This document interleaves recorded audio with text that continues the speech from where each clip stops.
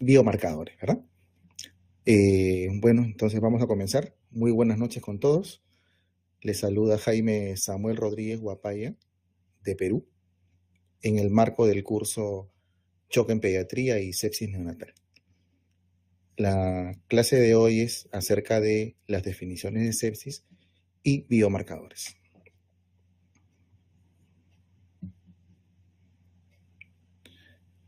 Este estudio del año 2015 es el SPROUT, es la epidemiología global de la sepsis severa en pediatría.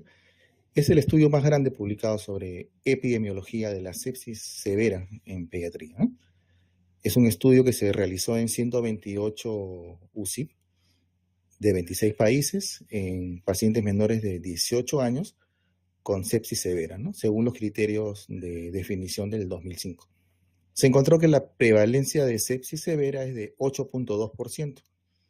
Los focos más frecuentes de sepsis severa fueron foco respiratorio, 40%, y por vía hematógena en un 19%. En un 65% de pacientes se logró aislar un microorganismo. Solo 26% tuvieron un hemocultivo positivo, ¿no? Incluyendo aquellos con bacteremia secundaria.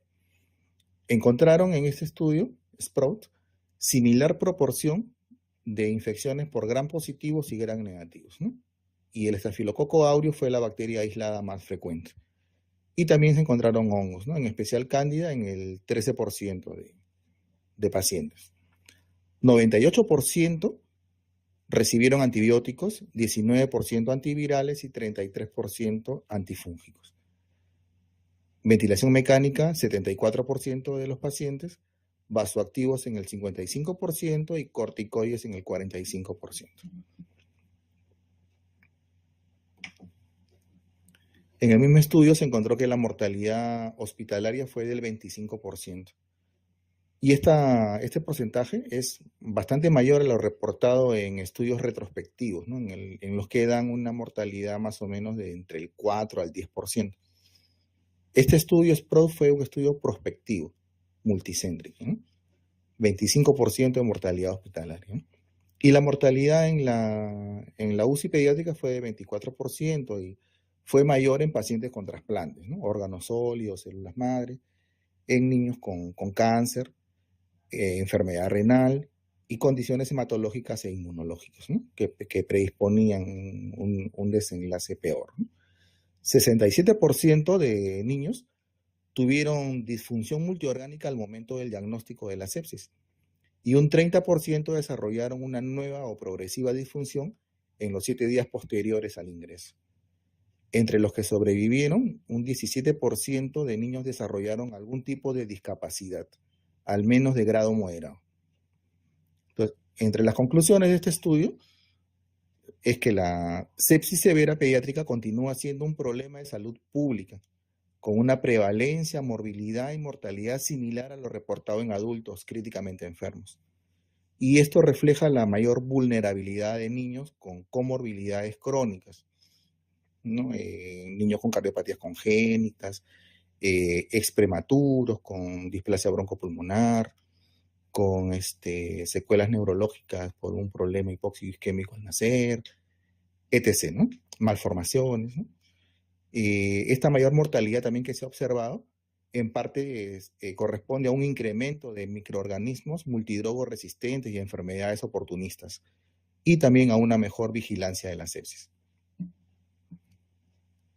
Entonces, dicho esto, ¿no? Vamos a esta línea de tiempo en la que en el año 1992 se publicó la primera definición de sepsis, ¿no? En el año 1992. Y luego hubo una segunda reunión, un segundo consenso internacional para definir la sepsis, ¿no? En el año 2001. En lo que respecta a pediatría, en el año 2005 se publicó una conferencia de consenso internacional para dar las definiciones de sepsis, ¿no? En el año 2005. Y en este año, el año pasado, perdón, 2016, se ha publicado en JAMA el tercer consenso, ¿no?, de definiciones internacionales, ¿no?, llamada sepsis 3, ¿no? Y también en la línea de tiempo he señalado otros aspectos importantes dentro de la cronología, de la historia de la sepsis y el shock séptico, ¿no? Por ejemplo, en el año 2001, Rivers publicó su terapia precoz dirigida a metas, ¿no? En el año 2004 se publicó la primera versión de la campaña Sobreviviendo a la sepsis, ¿no? En el año 2012 se publicó una actualización de la campaña Sobreviviendo a la sepsis, y la última, que es del año 2016, ¿no?, pero que no incluye a la población pediátrica. En el año 2015 también se han publicado estos estudios que revisamos en la anterior reunión, PROCES, PROMISE y ARISE, ¿no? Donde han encontrado que hay datos en las recomendaciones anteriores que no han demostrado una superioridad, digamos, al manejo usual y no protocolizado, ¿no?, con relación sobre todo a lo que es fluidoterapia, ¿no? Entonces, avancemos.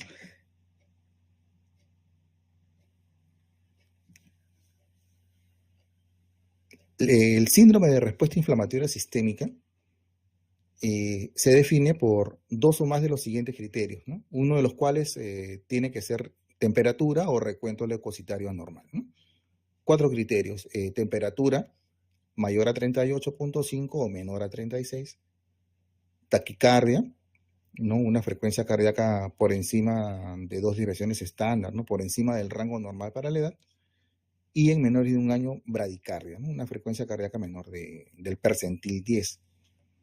Tercer criterio, frecuencia respiratoria, ¿no?, incrementada, por encima de 2 desviaciones estándar del rango normal para la edad, o ventilación mecánica por una neumopatía aguda. Y el cuarto criterio sería recuento leucocitario aumentado o disminuido para la edad, o la presencia de más del 10% de abastonados, ¿no? Entonces, en el cuadro se menciona, según los tipos de edad, cuáles son los rangos de frecuencia cardíaca, frecuencia respiratoria y recuento leucocitario que se consideran para la definición, ¿no?, que es la definición original, ¿no?, del año 2005 de Goldstein, publicado en el Pediatric Critical Care Medicine. Esto es lo que manejamos actualmente, ¿verdad?, para lo que es pediatría, ¿no? Esto es lo que definimos como respuesta inflamatoria, síndrome de respuesta inflamatoria sistémica, perdón, ¿no?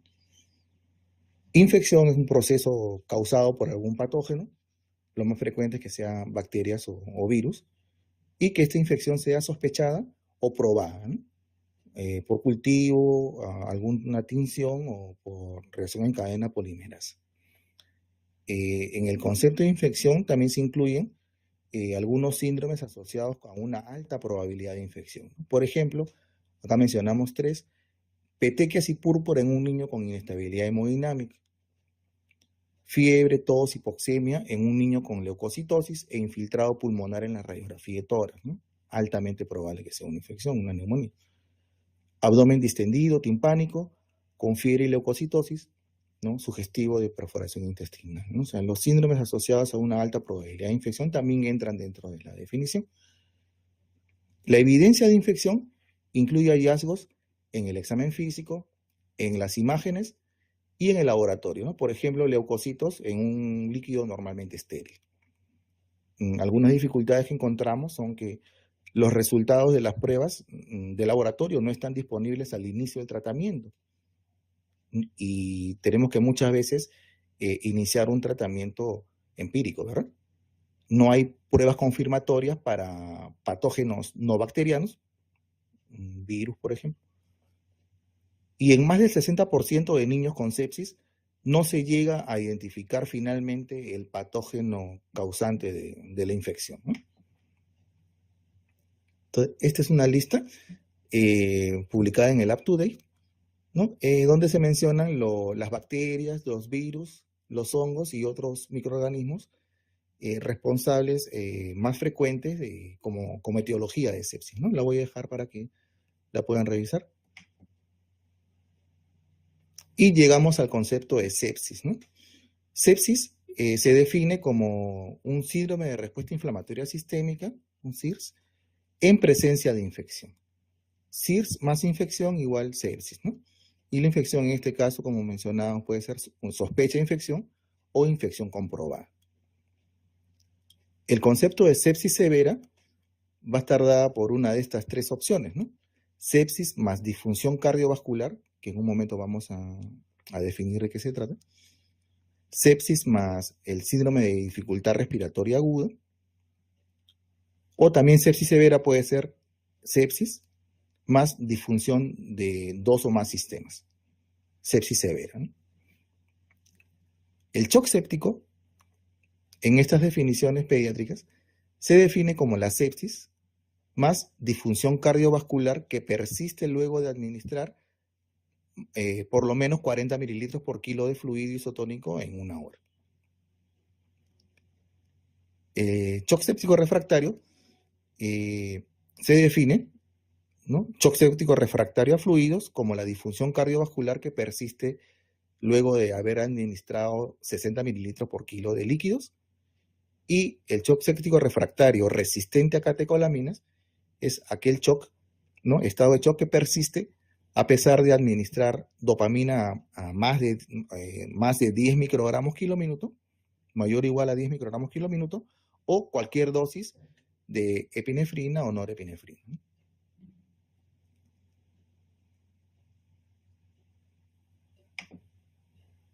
Vamos bien, ¿verdad? ¿Me escuchan?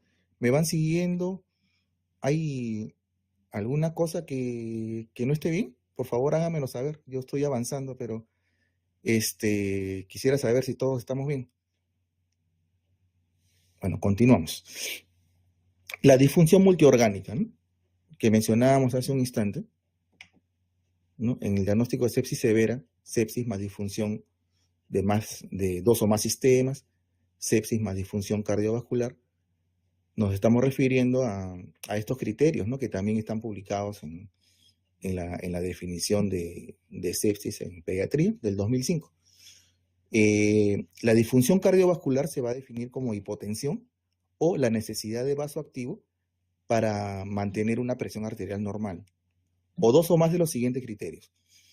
Acidosis metabólica inexplicada con un déficit de base mayor de 5, un lactato arterial elevado por encima de 2 veces el límite superior normal, presencia de oliguria menor de 0.5 mililitros por kilo por hora, un llene capilar mayor de 5 segundos, o una diferencia mayor de 3 grados entre la temperatura central y la temperatura periférica, ¿no?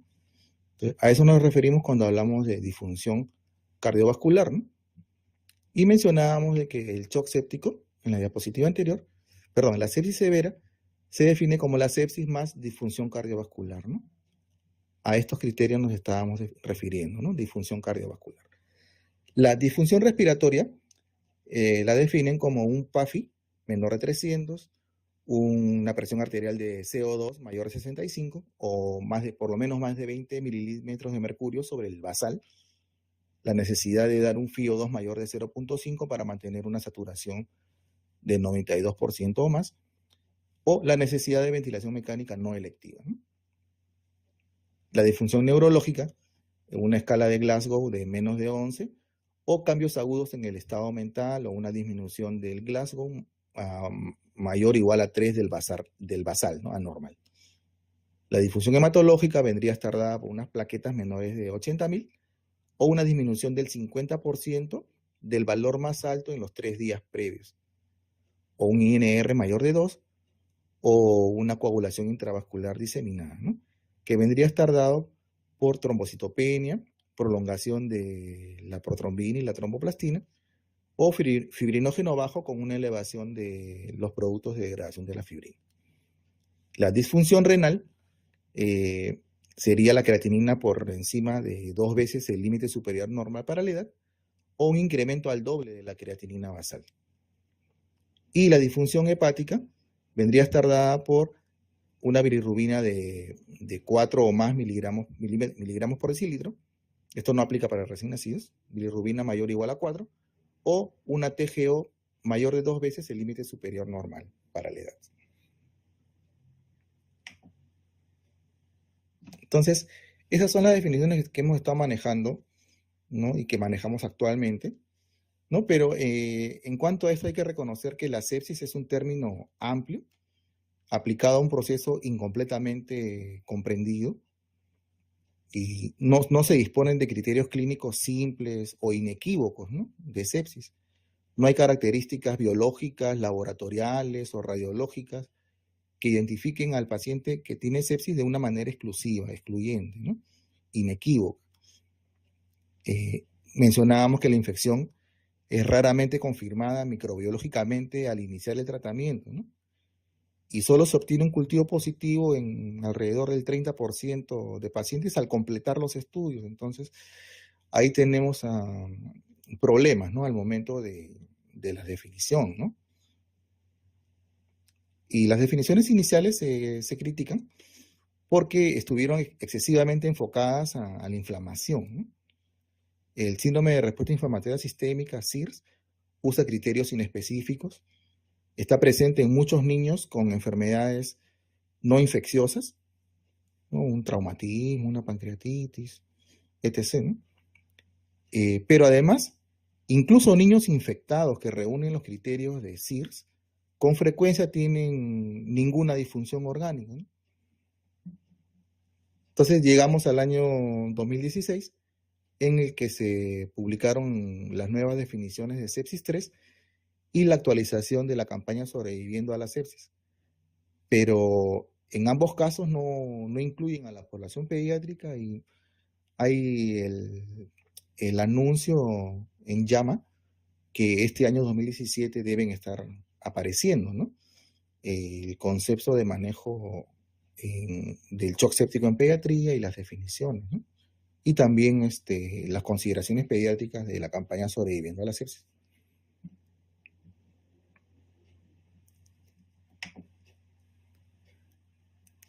Estas definiciones son más que nada para, como hemos mencionado, para la población adulta, ¿no? Las llamadas sepsis 3, ¿no? En ella definen a la sepsis como una disfunción orgánica que amenaza la vida, ¿no? Mortal, que es causada por una... Bueno, se salió un momentito, por favor.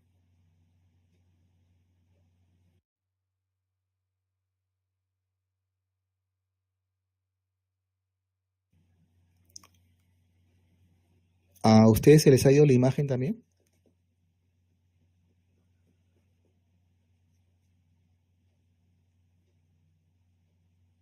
Ah, volvió. Entonces, vamos a repetir el concepto de sepsis, porque nos quedamos ahí. La definición de sepsis, en esta nueva definición sepsis 3, es una disfunción orgánica amenazante para la vida, que es causada por una respuesta del huésped descontrolada, ¿no? Una respuesta descontrolada a la infección. Esta nueva definición indica una patobiología más compleja que solamente infección más respuesta inflamatoria acompañante.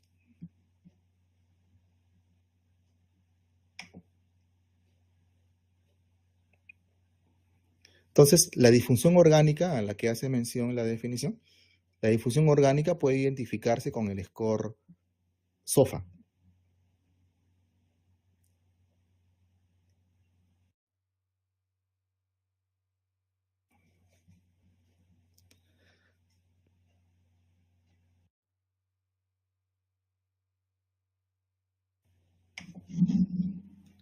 Estamos teniendo algunas dificultades con las diapositivas que se nos va de la pantalla.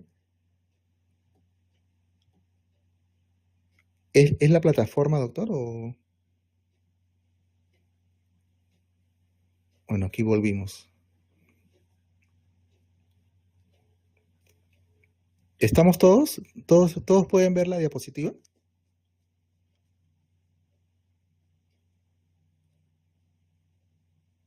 Bueno, vamos a continuar donde nos quedamos. Mil disculpas por estos pequeños percances. Entonces, la disfunción orgánica puede identificarse con el score SOFA. SOFA viene a ser la evaluación de la falla orgánica relacionada a sepsis, ¿no? Entonces, habíamos mencionado de que es infección más un score SOFA mayor o igual a 2, ¿no? Los órganos que evalúan son el sistema respiratorio, ¿no? Un PAFI bajo es una disfunción respiratoria, el sistema cardiovascular, ¿no? La necesidad de uso de vasopresores o la presencia de hipotensión define una disfunción cardiovascular. Hematológica, ¿no? Una plaquetopenia, una disfunción neurológica que vendría a estar dada por una escala de coma de Glasgow disminuida.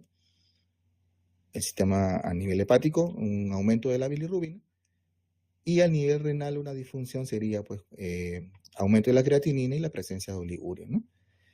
Dos o más órganos que estén con disfunción ya nos estaría indicando la presencia de sepsis, ¿no? Y también nos estaría indicando, ¿no? Cuando hay dos o más órganos con disfunción, el riesgo de mortalidad, ¿no? Que es de alrededor del 10% en pacientes hospitalizados con sospecha de infección. El empeoramiento progresivo, ¿no? Si tenía dos órganos y luego tiene tres y luego cuatro, esto se asocia con un significativo incremento de la mortalidad. Este score SOFA no ha sido diseñado ni tampoco adaptado a niños, ¿no? El score más parecido a este en pediatría es el PELOT, el score de disfunción orgánica logística pediátrica, ¿no? Pero si es que se va a aplicar, debería ser previamente validado, ¿no? En estudios prospectivos en niños con sepsis fuera de la UCI.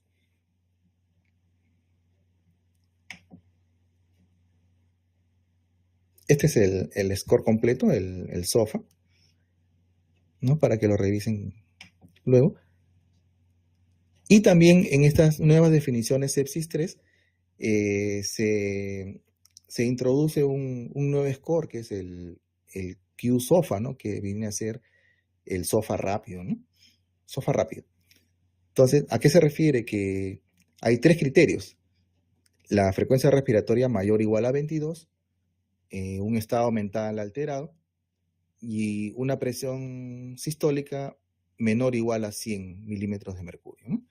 Estos tres criterios nos van a permitir identificar con prontitud pacientes adultos con sospecha de infección y probabilidad de un pobre desenlace, llámese estancia prolongada en UCI o muerte.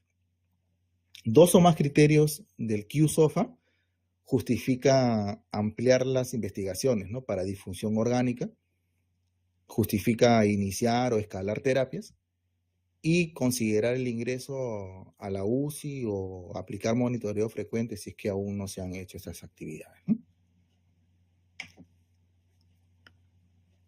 Y el shock séptico, ¿no? Que lo definen como un subtipo de sepsis en el cual las anormalidades circulatorias y metabólicos celulares subyacentes son lo bastante profundas para incrementar significativamente la mortalidad. Los pacientes con shock séptico pueden ser identificados por dos criterios, ¿no? Hipotensión persistente que requiere vasopresores para mantener una presión arterial media mayor o igual a 65 y la presencia de un lactato mayor de 2, ¿no? A pesar de haber administrado una fluidoterapia adecuada, ¿no? Con estos criterios la mortalidad hospitalaria es mayor del 40%. Y esta nueva definición de shock séptico busca diferenciar el shock de la disfunción cardiovascular y se resalta la importancia de las anormalidades metabólicos celulares, ¿no? Y este es un esquema también que publicaron en JAMA, ¿no? De la operacionalización de los criterios clínicos, ¿no? Para identificar pacientes con sepsis y shock séptico, ¿no? En un paciente con sospecha de infección, la presencia de un Q-SOFA mayor o igual a 2, ¿no? Debe hacer que evaluemos la presencia de disfunción orgánica, ¿no? Entonces, eso lo evaluamos con el SOFA. Si tiene 2 o más órganos con disfunción, llegamos al diagnóstico de sepsis. Y si este paciente con sepsis tiene requerimiento de vasopresores para mantener una presión arterial media mayor o igual a 65 y un lactato mayor o igual a 2, entonces llegamos al diagnóstico de shock séptico, ¿no? Con las nuevas definiciones sepsis 3. Un cuadrito comparativo de la anterior definición y la nueva definición. Bueno, sepsis la definíamos como SIRS más sospecha de infección. Y en la nueva definición es la infección, la sospecha de infección o la infección documentada, más 2 o 3 criterios del Q-SOFA: hipotensión, alteración del estado mental o taquimia, ¿no? O un aumento en el score SOFA de 2 o más, ¿no? Sepsis severa la definíamos como sepsis más disfunción cardiovascular, sepsis más síndrome de dificultad respiratoria aguda, o sepsis más disfunción de 2 o más órganos, ¿no? En la nueva definición, este término, sepsis severa, desaparece, ¿no? Porque lo consideran un término redundante. Y en la definición antigua, ¿no?, el shock séptico lo definíamos como sepsis más hipotensión, después de una adecuada fluidoterapia.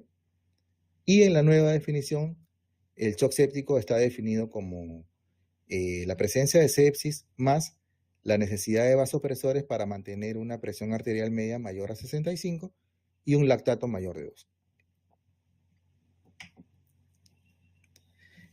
4 aspectos en sepsis pediátrica respecto al riesgo de mortalidad, ¿no?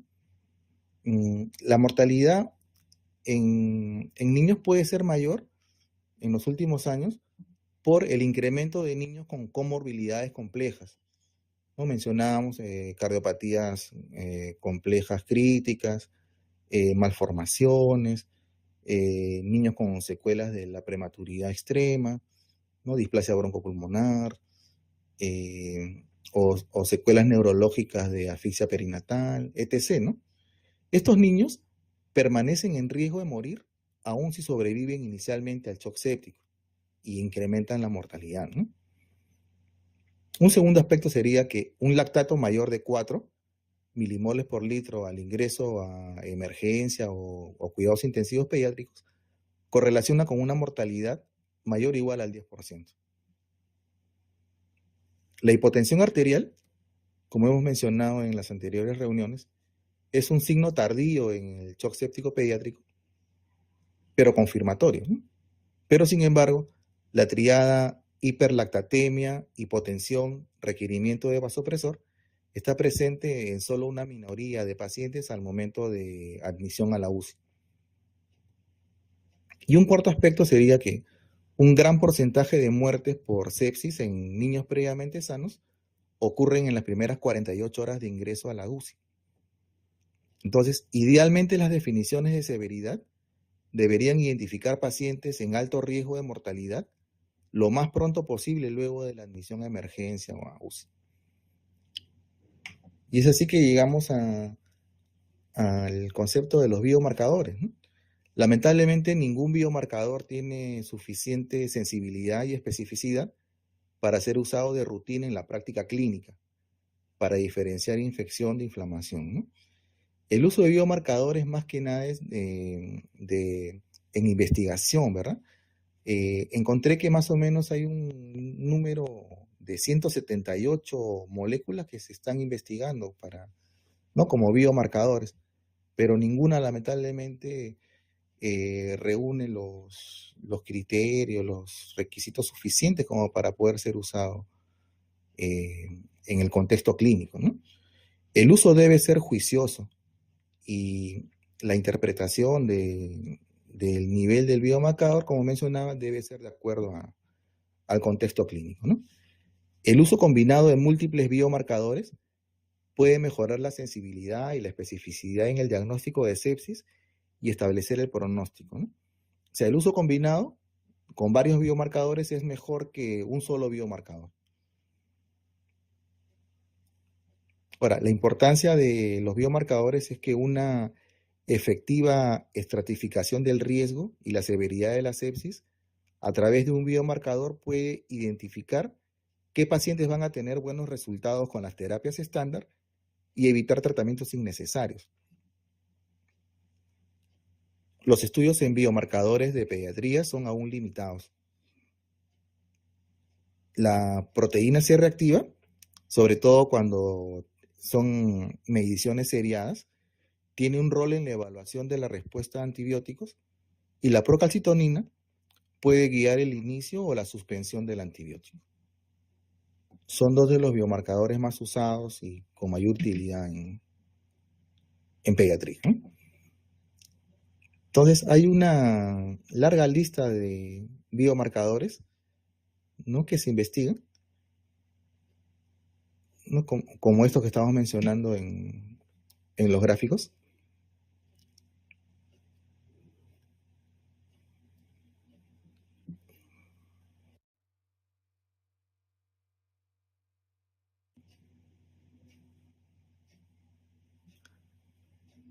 Unos segundos, por favor, para continuar. Ahí estamos.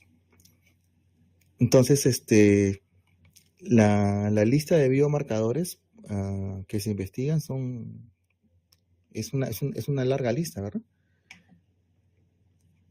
Y en lo que respecta a sepsis pediátrica, bueno, tenemos que la proteína C reactiva y la procalcitonina se viene usando como tamizaje de infección y como diagnóstico de infección, ¿verdad? Además, las mediciones seriadas de proteína C reactiva y procalcitonina se usan tanto para el diagnóstico de infección, para evaluar la respuesta al tratamiento y para guiar el uso racional de antibióticos, ¿no? Y para establecer el pronóstico o la severidad, en pediatría se están usando la interleuquina 6, la interleuquina 8, la proadrenomedulina y las mediciones seriadas de proteína C reactiva, ¿no? Y N-gal, la lipocalina asociada a la gelatinasa de neutrófilo, es un biomarcador que ya hemos revisado cuando revisábamos la competencia de nefrología pediátrica, que es un marcador importante de insuficiencia renal, ¿no?, de daño renal en pediatría, ¿verdad?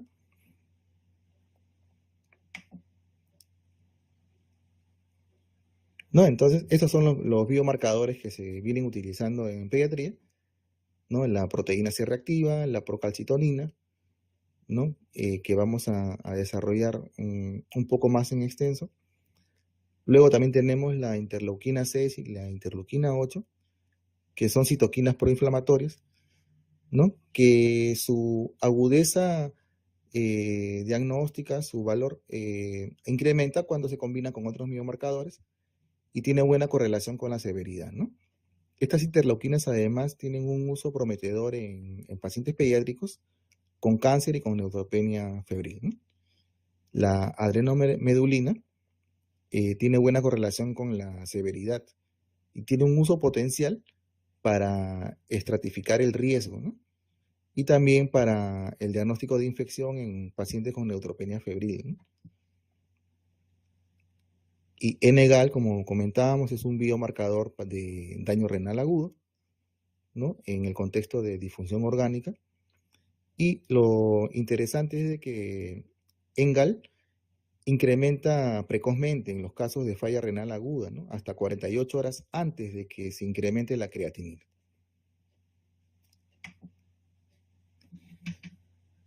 Entonces, en cuanto a lo que es proteína C reactiva, es una proteína de fase aguda, inespecífica, no logra diferenciar infección de inflamación, que incrementa a 4 a 6 horas después de la exposición a un estímulo inflamatorio, infeccioso o no. Se duplica en 8 horas y alcanza un pico a las 36 a 50 horas. El nivel de la proteína C reactiva es más elevado en infecciones bacterianas invasivas. Y el nivel de la PCR disminuye rápidamente al resolverse la inflamación. Una determinación única de PCR tiene una baja sensibilidad y especificidad para diferenciar entre infección bacteriana grave de una infección benigna, para discriminar una infección de inflamación y para diferenciar entre bacteriano versus viral, ¿no? O sea, una única determinación de PCR no nos ayuda mucho. Sin embargo, las mediciones seriadas durante las primeras 48 horas puede ser útil para evaluar la respuesta al tratamiento antibiótico, ¿no? Si la PCR disminuye, quiere decir que el agente causal es sensible al tratamiento que estamos administrando, ¿no? Pero si la PCR persiste elevada o incrementa, sugiere falla el tratamiento, ¿no? Y habría que implementar otras medidas, ¿no? Como hemos venido mencionando, la PCR usada junto con otros biomarcadores como la procalcitonina, interleuquina 6, interleuquina 8, incrementa su especificidad en el diagnóstico de infección. En cuanto a lo que es procalcitonina, es un precursor de la hormona calcitonina que es producida en la tiroides, que normalmente tiene un nivel sérico muy bajo, ¿no? Casi indetectable. Pero en infección sistémica bacteriana, la procalcitonina es producida por casi todos los tejidos corporales.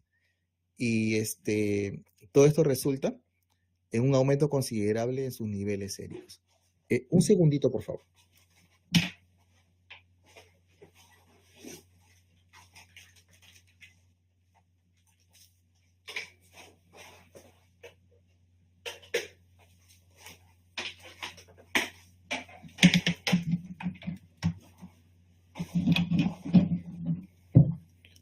Continuamos. La procalcitonina se considera un biomarcador confiable de la presencia de infección y la necesidad de antibióticos, ¿no? Esa es su principal utilidad de la procalcitonina, ¿no? La procalcitonina se eleva más pronto que la PCR y hace un pico más rápido a las 24 o 36 horas, ¿no? Esa sería una ventaja sobre la PCR, ¿no? Que nos podría dar un diagnóstico más precoz, ¿no? Correlaciona mejor con la severidad de la enfermedad. Un valor menor de 0.5 nanogramos por mililitro sugiere inflamación sin etiología infecciosa. Excluye infección severa, ¿no? Pero siempre esto al evaluarlo dentro del contexto clínico, ¿no? En cambio, un valor de procalcitonina mayor de 2 es sugestivo de sepsis. Las mediciones seriadas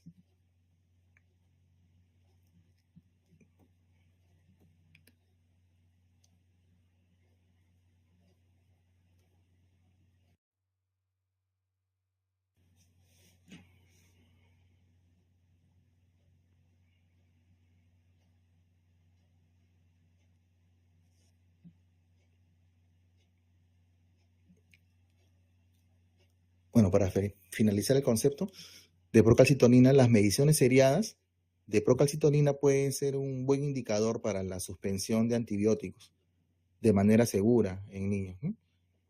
Entonces, si los valores de procalcitonina disminuyen, ¿no? Eso es un buen indicador que el tratamiento está funcionando muy bien. O como comentábamos, si tiene un valor menor de 0.5, excluye, ¿no?, la posibilidad de una infección severa, y esto puede ser un buen indicador, como mencionábamos, para suspender el antibiótico, ¿no? O hacer un desescalado, también podría ser otra posibilidad, desescalar antibióticos. Este es un estudio publicado en la revista chilena de pediatría del 2015, en el que se estudió niños con sospecha de sepsis ingresados a la UCI. Procalcitonina mayor de 2, en las primeras 12 horas de ingreso a la UCI, podrían identificar a aquellos niños con mayor riesgo de mortalidad. Y aquellos con una procalcitonina mayor de 5 al ingreso a la UCI, tiene una sensibilidad altísima, ¿no?, de 99% y una especificidad de 78% para diagnóstico de shock séptico. Los niveles de procalcitonina en ese estudio fueron más elevados en los que evolucionaron a shock séptico, ¿no? Falla multiorgánica y en los que fallecieron. En este estudio mencionan que la proteína C reactiva no logró identificar a los pacientes que progresaron a shock séptico.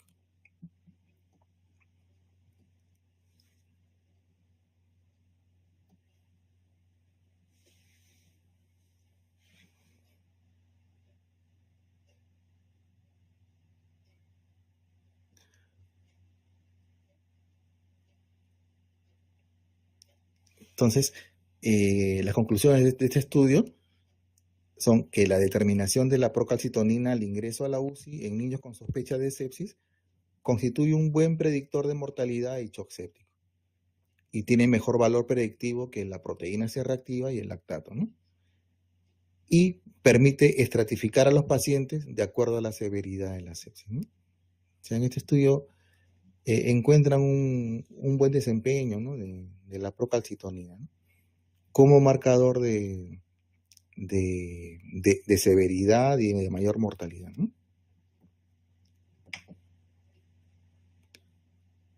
Lactato. La medición del lactato es recomendada por la campaña Sobreviviendo a la Sepsis para investigar sepsis severa como marcador de hipoperfusión tisolar. Muchos estudios han sustentado el uso del lactato en la evaluación y pronóstico de la sepsis y se ha establecido que el nivel de lactato correlaciona con la mortalidad. Un lactato mayor de 2 milimoles por litro se asocia a mayor mortalidad si se reúnen los criterios para sepsis severa, ¿no? Y un lactato mayor de 4 tiene una fuerte relación con un incremento de la mortalidad y amerita una resucitación agresiva, aun si el paciente está hemodinámicamente estable o sin criterios de sepsis. El organismo, al iniciar la inflamación y glicólisis incrementada, el lactato incrementa antes que el daño orgánico sea clínicamente evidente y el paciente se descompensa, por lo que el lactato sería útil como un marcador precoz de sepsis, ¿no? La dificultad que tenemos es de que otras etiologías también pueden tener un lactato incrementado, ¿no? Como la lista que mencionamos aquí. O sea, el lactato elevado no es exclusivo de sepsis o de shock séptico. En adultos, el aclaramiento del lactato del 10% del valor inicial es un predictor de mayor sobrevida y un retraso en el clearance del lactato correlaciona con un mal resultado. El lactato se usa en el diagnóstico y pronóstico del shock séptico pediátrico, aunque no hay evidencia fuerte que avale la utilidad de la hiperlactatemia y del clearance del lactato, ¿no? O sea, esto que mencionamos en adultos no necesariamente es así en pediatría, ¿no? En este estudio de Scott del año 2012, en 239 niños con SIRS, un lactato inicial mayor de 4 milimoles por litro se asoció a una progresión a disfunción multiorgánica a las 24 horas de la presentación y la normalización a un nivel menor de 2, ¿no? En las primeras 4 horas del shock séptico se asoció con menor riesgo de difusión orgánica a las 48 horas. Pero no encontraron que el clearance del 10% del lactato inicial tuviera un buen resultado, ¿no? Otra dificultad que tenemos en pediatría es que el lactato no siempre está elevado en los pacientes con shock séptico.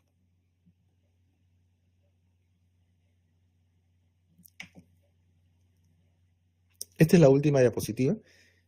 Este estudio, Persevere, es un modelo multibiomarcador para estratificar el riesgo en shock séptico pediátrico y para evaluar la mortalidad, ¿no? En este modelo de multibiomarcadores se incluyen 5, que vienen a ser CCL3, interleuquina 8, la proteína de shock por calor, granzime B y la metalopeptidasa 8. Este modelo, Persevere, fue validado en una cohorte multicéntrica de 182 niños con shock séptico en Estados Unidos y los 5 biomarcadores fueron medidos en las primeras 24 horas, ¿no? se encontró que la mortalidad en esta cohorte fue del 13.3% y este modelo de multibiomarcadores, Persevere, predijo la mortalidad con una sensibilidad de 83%, especificidad de 75%, un valor predictivo positivo de 34% y un valor predictivo negativo de 97%, ¿no? Un perfil interesante, ¿verdad? Y las conclusiones son pues que el uso de una combinación de biomarcadores parece mejorar el diagnóstico de sepsis en pacientes ingresados a la UCI con sospecha de infección, pero queda aún por definir si los biomarcadores pueden ser usados de manera efectiva para guiar el tratamiento y modificar el desenlace en niños con shock séptico, ¿no? Entonces, eso es lo que quería mencionar respecto a definiciones y biomarcadores. Si es que hubiera algún comentario, alguna, alguna pregunta, pues quedamos a sus órdenes, ¿no?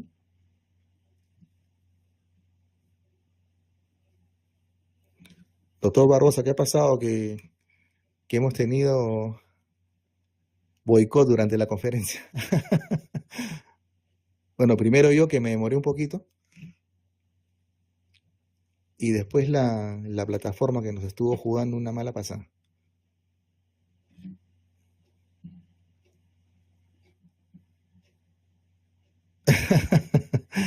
Sí, doctor.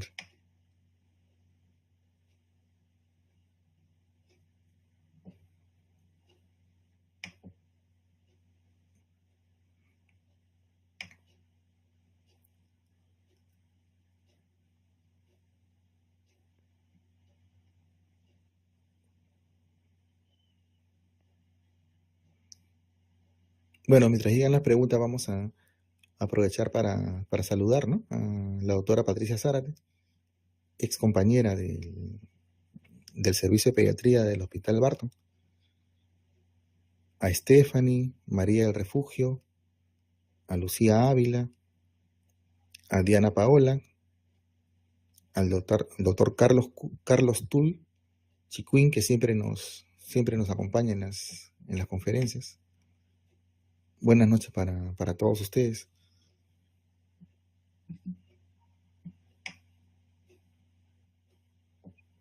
¿En sus unidades ustedes usan procalcitonina? ¿Tienen disponibilidad de este análisis?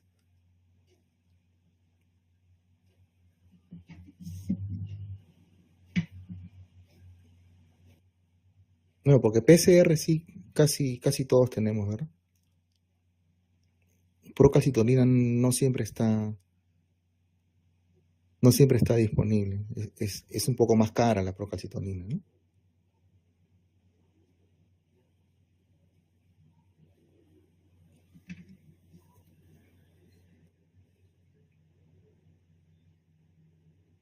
¿O qué opiniones, qué les parecen estas nuevas definiciones sepsis 3, ¿no? ¿No? Cuando estuve leyendo un poco para preparar la charla, encontré pues todo tipo de reacciones, ¿no? A favor y en contra de las nuevas definiciones, ¿no?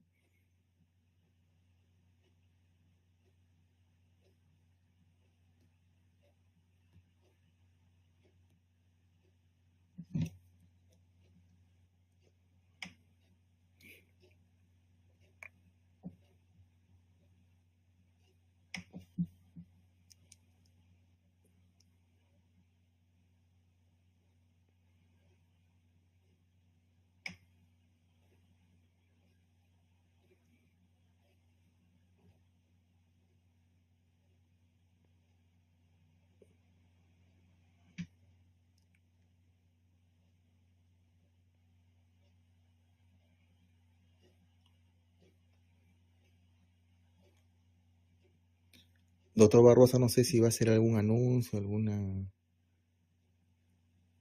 comentario final.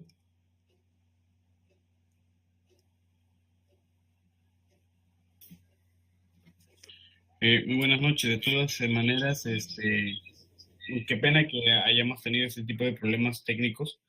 De verdad que estoy viendo cuál es el problema. No sé si es el internet o es la misma página. Bien, solamente, bueno, les agradezco a todas las personas que han participado.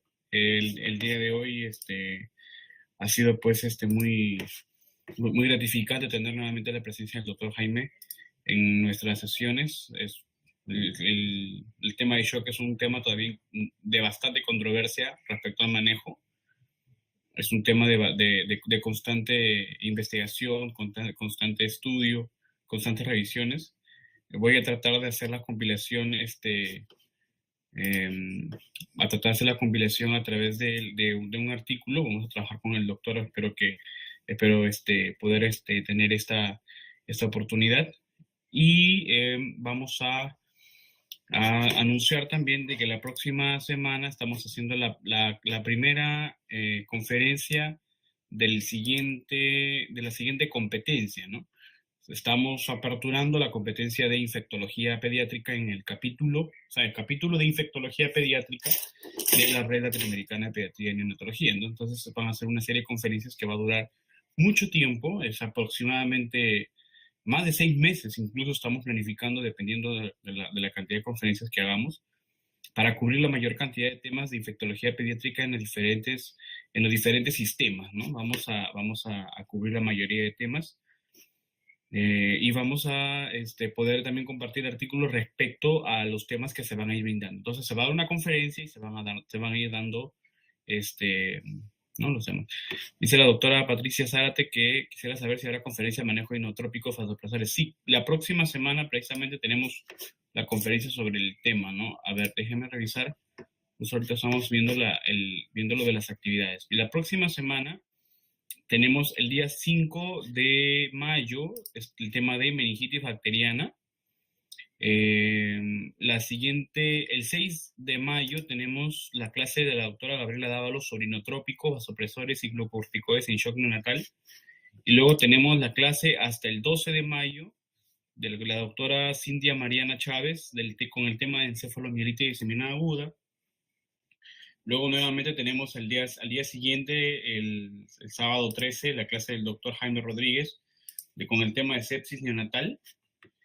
Luego seguimos el 19 de mayo con el tema de encefalitis y del doctor José Aguilar Franco. Y terminamos con el tema de abscesos cerebrales y ventriculitis. El 12 de mayo, el 19 de mayo es posible que se cambie, porque mencionaba el doctor que quería un cambio por la fecha. Entonces puede ser que varíe, ¿no?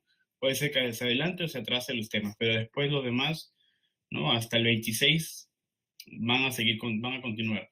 Ya les he colocado en el Telegram las fechas, el calendario de actividades. De todas maneras, si hay alguna objeción, algún cambio de los doctores, se va a hacer saber y se les va a publicar también en el Facebook para que tengamos todos el calendario de actividades. Les agradezco nuevamente.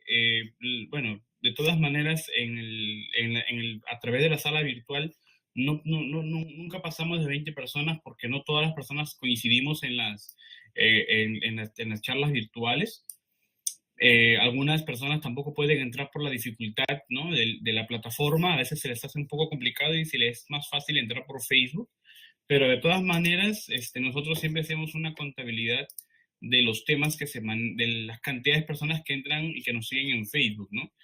El día de hoy hemos logrado una cantidad de 15.913 personas conectadas a través del Facebook, lo cual es grandioso. Nuevamente para felicitar al doctor Jaime Rodríguez en el avance y en el desarrollo, ¿no? de este proyecto que es la Red Latinoamericana de Pediatría y Neonatología, ¿no? Y también para agradecer y felicitar nuevamente el reingreso a la dirección general de la red, a cargo del doctor Marco Rivera Mesa. Ya justo el día de hoy, hace unas horas, se acaba de unir nuevamente al grupo de docentes. Lamentablemente creo que no nos ha podido acompañar el día de hoy en la sesión en vivo, pero ya espero que en las próximas sesiones se puede ir reincorporando o va a dictar nuevamente unos temas adicionales en el curso de ventilación mecánica. Él va a estar haciendo temas adicionales a los que vamos a hacer los miembros. Nuevamente para invitar a las personas médicos o enfermeras que desean colaborar con temas para exponer aquí con nosotros y unirse al grupo docente y asesor de la Red Latinoamericana de Pediatría y Neonatología, nos puedan comentar a través del chat privado para poder invitarlos a las sesiones docentes para que ustedes también puedan dictar conferencias junto con nosotros y de esa manera poder llevar a más personas, a más médicos, a más personas el conocimiento, ¿no? O sea, el objetivo que tenemos de poder compartir el conocimiento en nuestra especialidad, ¿no? Muchísimas gracias, doctores, y que Dios los bendiga.